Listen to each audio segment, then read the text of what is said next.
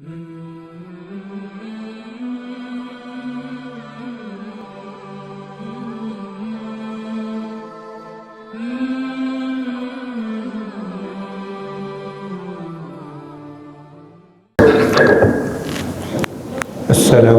warahmatullahi wabarakatuh.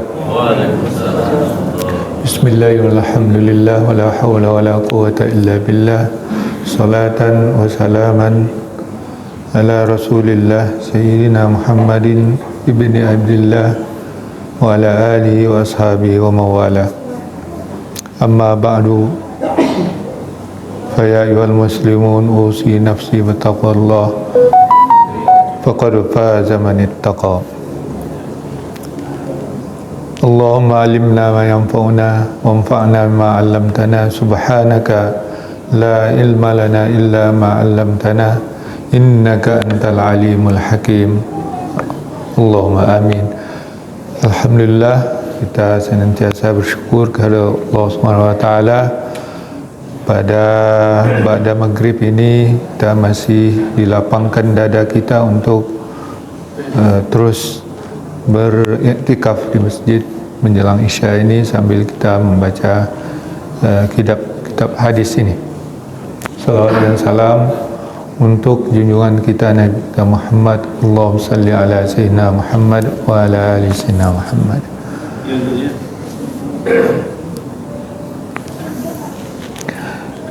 Melanjutkan yang sudah kita baca, yaitu di halaman 181, hadis yang ke-457. Bab al-arwahi junudun mujannadah.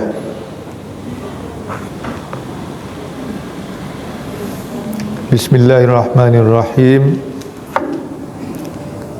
Hadis ini diriwayatkan oleh Imam Bukhari dalam kitab masih dalam kitab Al-Anbiya tentang roh, yaitu hadis yang ke-3336. Halaman berapa? Halaman 181, hadis yang ke-457, 181.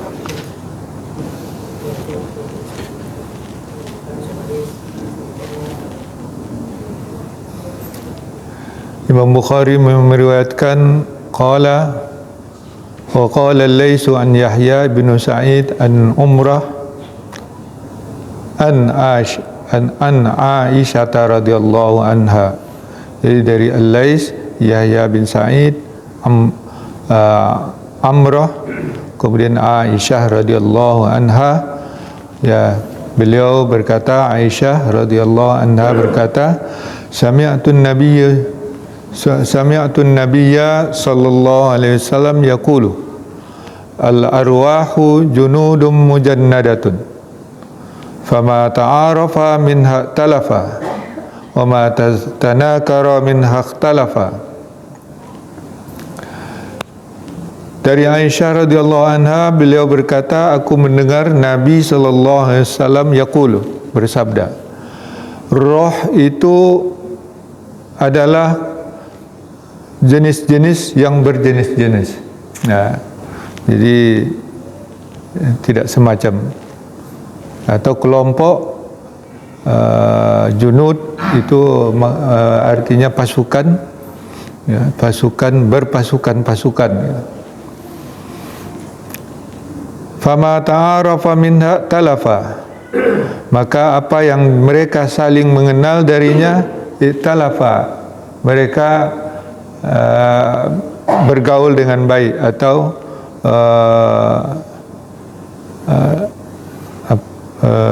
berjinak atau saling jinak. Wa ma tazakara minha ikhtalafa wa ma tanakara minha ikhtalafa, dan apa yang mereka yang tidak kenal, yang diingkari, yang saling mengingkari di antaranya, maka mereka ikhtalafa, berselisih. Apa maksudnya itu? Ya. Nanti kita terus dulu membaca hadis yang berikutnya, yaitu bab ma jaa fi sayyidina Ibrahim al-Khalil salawatullah wassalamu alaihi. Bab berita yang berkaitan dengan Sayyidina Ibrahim Al-Khalil. Al-Khalil itu gelar dari Nabi Ibrahim. Jadi Ibrahim itu gelarnya Khalilullah, yaitu menjadi teman atau kawan dari Allah SWT.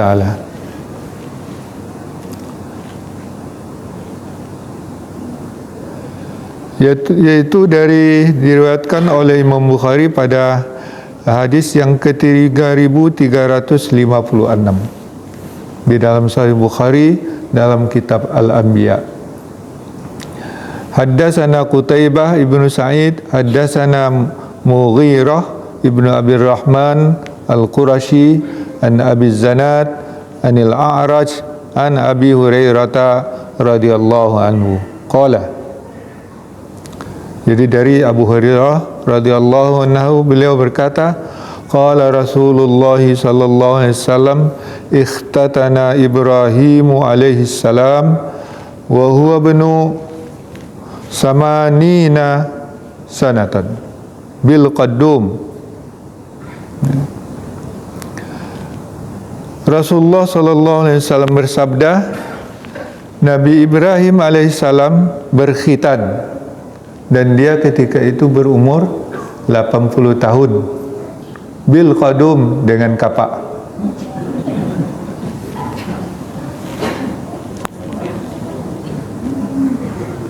Ya. Itu hadis yang kemudian terus yang hadis berikutnya tentang Al-Anbiya, juga tentang Nabi Ibrahim.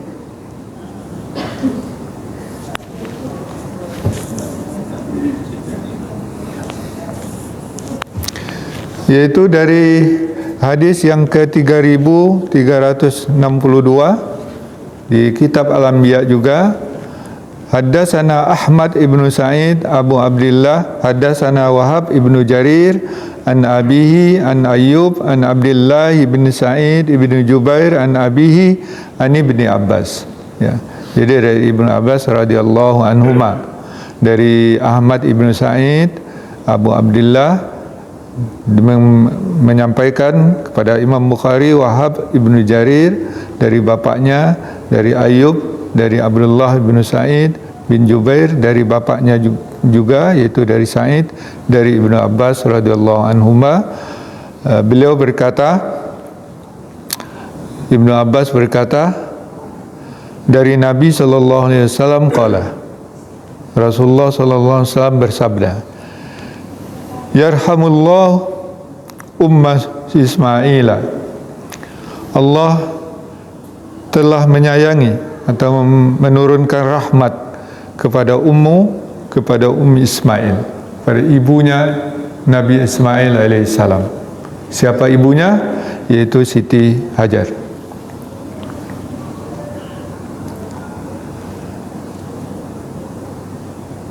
Laula anna ajilat lakana zamzamu ainan ma'inan. Seandainya kalau tidaklah ibunya Ismail itu, yaitu Siti Hajar, bersegera menutup air yang mengalir, lakana, niscayalah Zamzam itu merupakan mata air yang mengalir. Kalau kita baca begitu saja mungkin kita tidak paham. Jadi perlu penjelasan apa yang dimaksud. Di hadis yang pertama tentang roh, arwah, arwah. Jadi kata jamak atau plural dari roh itu arwah. Ya, jadi para roh itu junudun mujannadah, kata Rasulullah SAW, Maknanya junudun junudun mujannada itu disyarah oleh para ulama yang mensyarah, ya, seperti Ibnu Hajar Al-Asqalani mensyarah itu sinfun musannafah. Jadi berkelompok-kelompok, berjenis-jenis roh itu diciptakan oleh Allah. Jadi tidak seragam.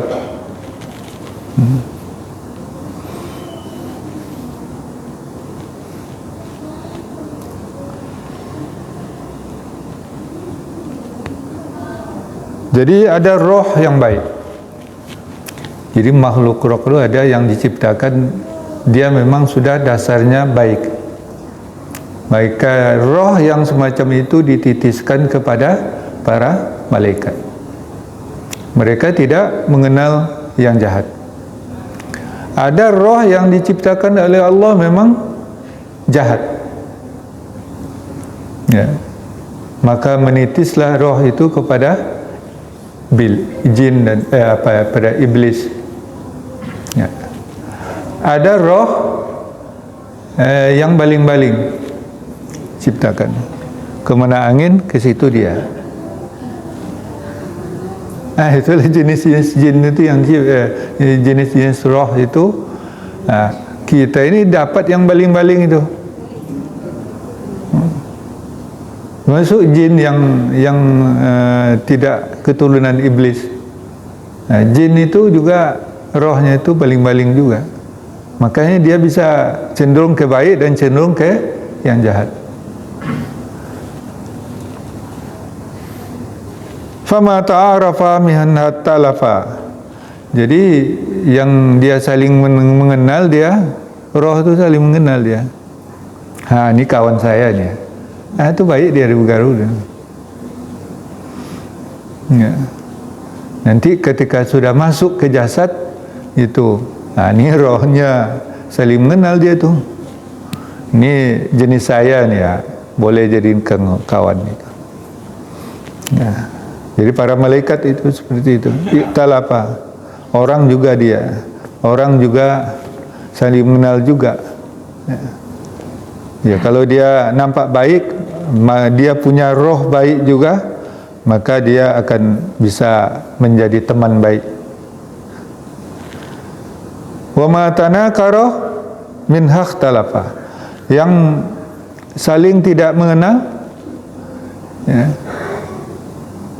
atau saling mengingkari, itu bukan golongan saya itu. Itu ikhtalafa, dia berselisih. Begitu juga sifat-sifat itu dasarnya dari roh kita, ya. Ada orang yang bermusuhan, ya, musuhnya karena dari rohnya itu sudah bawaannya bermusuhan dengan orang itu karena tidak sama jenis rohnya dengan roh dia, atau sudah terbentuk roh yang jahat karena kita ini karena baling-baling itu diilhamkan oleh Allah Ta'ala atau dimasukkan sinyal-sinyal baik dan buruk. Fa'alhamaha fujuraha wa taqwaha. Yang fujurnya itu yang jahat. Ada juga sinyal-sinyal roh jahat dalam diri kita. Ada juga sinyal yang baik di dalam roh kita itu. Ya, itulah dijadikan, oleh sebab itu tergantung kita. Ya, kalau kita umat manusia yang diberi roh yang bisa cenderung ke kanan dan ke kiri, ya, itu atau ke depan ke belakang, maka kita karena kita hidup di dunia ini banyak yang unsur-unsur lingkungan yang akan menarik kita ke kiri dan ke kanan. Ya. Nah, itulah perlunya kita petunjuk atau pedoman dalam kehidupannya supaya kita ikuti. Kalau tidak, bisa kita jadi malaikat semuanya. atau bisa juga kita jadi iblis semuanya. Tapi Allah Ta'ala berkehendak lain. Diciptakan ruh jahat itu, ya, itu untuk menyeleksi kita, ya, untuk menguji kita, melatih kita, apa kita menjadi ruh yang baik atau nanti ruh yang jahat. Siapa yang ikut ruh jahat, maka jahatlah dia. Siapa mengikuti ruh yang baik, ya berarti malaikat, maka baiklah dia. Ya, seperti itulah kira-kira pesan Rasulullah SAW dalam hadis ini. Maka isyarat bagi kita supaya kita melatih ruh kita itu supaya tidak terombang-ambing, apalagi kalau sudah cenderung ke dalam keburukan.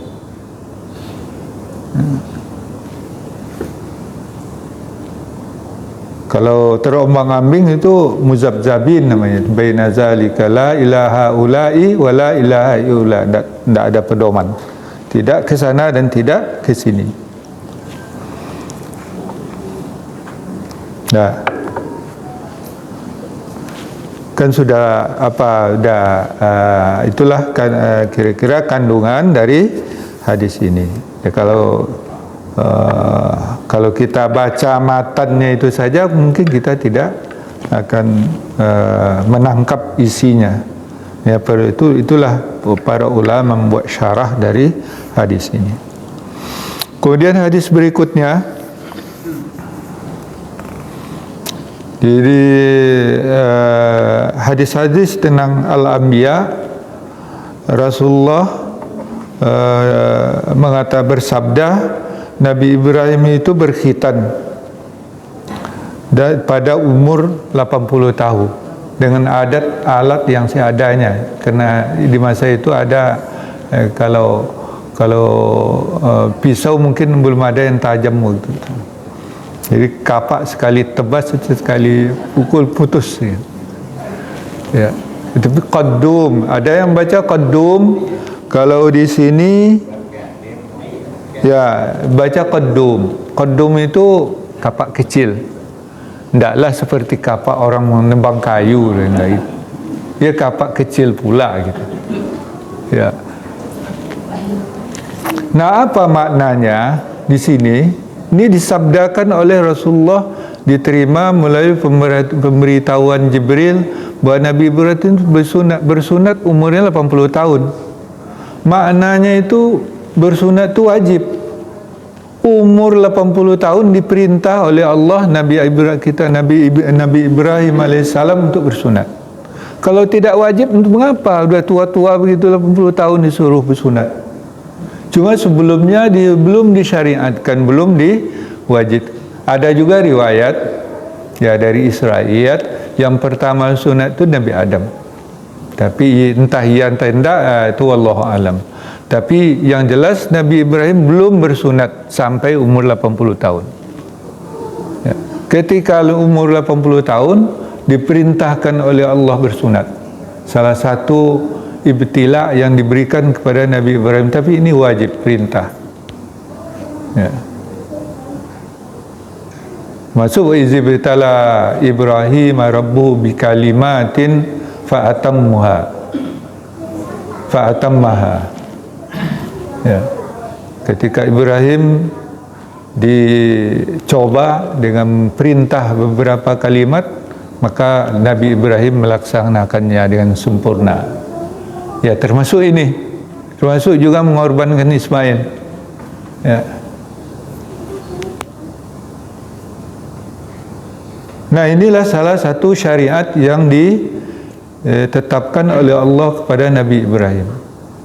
Dan ini yang dihidupkan oleh Rasulullah juga dan para nabi. Ya. Diperintahkan kita.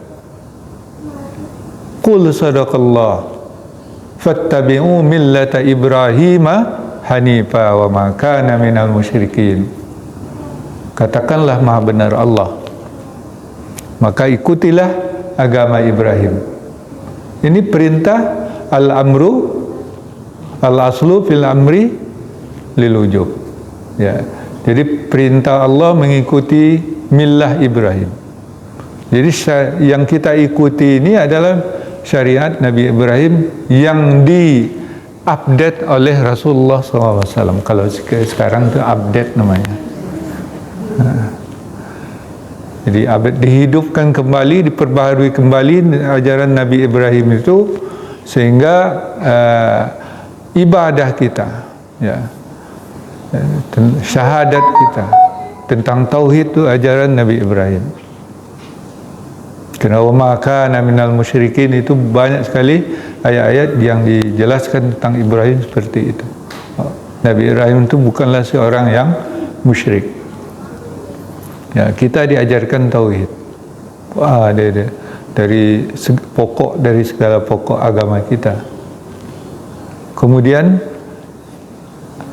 diajarkan salat. Jadi salat Rasulullah SAW sebelum turunnya perintah di malam Isra Mi'raj itu, salatnya seperti salat Nabi Ibrahim. Dan demikian juga setelah. Jadi kita salat ini meniru atau mengikuti salatnya Nabi Ibrahim yang dicontohkan oleh Rasulullah. Dan juga zakat, dan juga puasa. Ya, puasa tentu syariat yang khusus Nabi kita Muhammad SAW pada bulan Ramadan, tapi Nabi Ibrahim juga mensyariatkan puasa. Sama dengan nabi-nabi yang lain. Nabi Isa juga. Nabi Isa juga bersunat. Cuma anehnya orang-orang Kristen tidak mau bersunat. Padahal Tuhannya bersunat. Ya kan? Tapi tidak diikuti. Karena itu adalah syariat dari yang diturunkan juga oleh Nabi Musa kepada orang-orang yang kemudian kepada orang-orang Yahudi. Orang Yahudi juga mestinya bersunat, tapi orang Yahudi tidak mewajibkan bersunat. Ya. Maka Rasulullah menghidupkan kembali sunat. Beliau bersunat juga, dan karena Rasulullah bersunat, yaitu sunat itu kan bukan suatu hal yang enteng. Dia disakitkan, dilukai. Ya, kalau tidak wajib, mengapalah kalau. Jadi mengikuti sunnah Nabi Ibrahim alaihissalam, karena diperintah fattabi'u millata Ibrahim, ikutilah millah atau agama Nabi Ibrahim, termasuk sunnat ini. Khitan ini ya. Ya.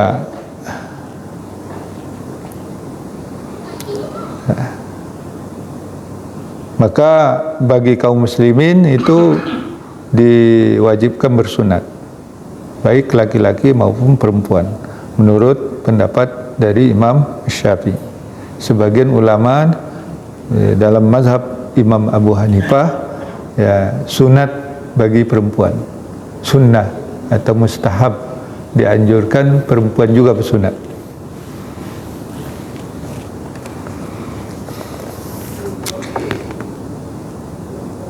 Lalu hadis yang ketiga tentang ini Nabi Hajar ketika Nabi Ibrahim, Siti Hajar ya, Siti Hajar istri dari Nabi Ibrahim, ibu dari Ismail alaihissalam, ketika meninggalkan di Mekah, ya, di sebuah lembah bilwadi ghairi zi zar'in, di lembah yang tidak ada tanaman, situ tidak ada tumbuhan, gersang. Ya, itulah di Mekah itu. Yang di situ sekarang ada Ka'bah, dan konon sudah ada di situ Hajar Aswad. Ya. Ya. Dan di situ muncul mata air. Ketika Nabi Siti Hajar mencari air untuk dia dan bayinya Ismail, tidak ada air di situ, dan sehingga dia berlari-lari antara Safa dan Marwah. Ya. Lalu malaikat sudah ada di situ. Konon kabarnya juga burung elang yang seolah-olah mau mencakar atau mencaplok Ismail. Lalu bersegeralah Siti Hajar kembali ke tempat di mana Ismail ditinggalkan, yaitu di atas batu yang sekarang dinamakan Hajar Ismail. Hajar Ismail itu maksudnya batu Ismail. Disitulah Siti Hajar menaruh Ismail ditinggalkan untuk mencari air. Nah, kemudian dia kembali. Nah, di situ sudah tidak jauh dari situ sudah muncul mata air. Tetapi karena mata airnya besar, maka Siti Hajar bersegera untuk menutupnya dengan batu, ya, dengan batu-batu. Ya. Lalu airnya mengecil, ya, membentuk lubang menjadi sumur. Kalau tidaklah ditutup oleh Siti Hajar, niscayalah Zam-Zam itu mata air yang mengalir terus ke permukaan. Apa itu? Kalau itu terjadi, maka banjirlah cekungan. Dia kan lembah Ka'bah itu dulu seperti kuali, dikelilingi bukit. Di situ ada lembah. Kalau di situ dibiarkan air Zam-Zam itu meluah keluar, ya terpaksa pindah mendaki bukit-bukit itu ke lurah yang di luarnya. Dan itu sulit. Lalu Siti Hajar berinisiatif untuk menutupnya dengan batu-batu, sehingga airnya menyurut tapi menyisakan lubangnya. Nah, itulah sumur Zam-Zam yang sekarang itu menjadi sumur dia. Ya, itu yang diceritakan dalam hadis ini, laula anna ajilat lakana zamzamu ainan ma'inan. Jadi mungkin lembah Mekah itu akan terendam dan Hajar Aswad akan hilang di dasar air itu nanti. Walaupun nanti menciptakan sungai ke bawah, kalau sampai penuh, ya, dengan air Zam-Zam itu, tapi Hajar Aswad itu tidak akan ditemukan lagi. Nah, itulah hikmahnya. Ya, dijadikan oleh Allah Zam-Zam itu bukan sungai, bukan sumber dari sebuah sungai, tapi sumur saja. Karena di situ ada Hajar Aswad. Nah, Hajar Aswad, nah inilah yang ditaruh oleh Nabi Ibrahim dan Ismail nanti di Ka'bah yang dibangunnya.